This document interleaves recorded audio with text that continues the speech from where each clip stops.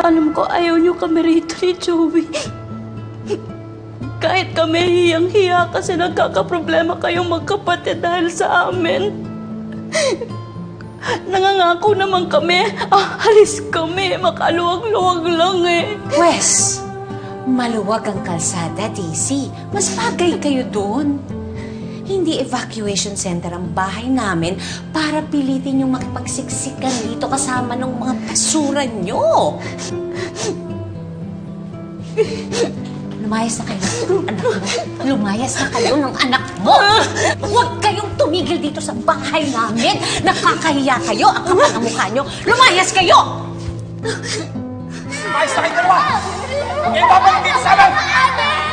Kapag nakahanap ako ng trabaho, ma, makukuha na natin si Ate April, ma. At magkakasama tayo. Ayun ang pinaka-importante ngayon, ma. Maawa ka naman sa amin.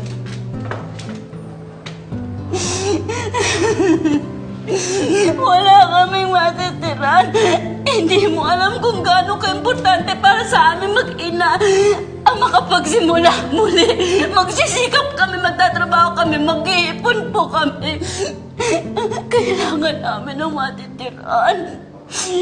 Kailangan po namin ng matitiran. Mommy! What are you doing? Pinapalis mo po sila? Mommy naman. Maawa naman po kayo sa kanila ni Joey.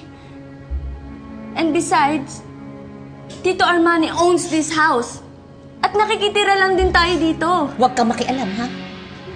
Go to your room. Go!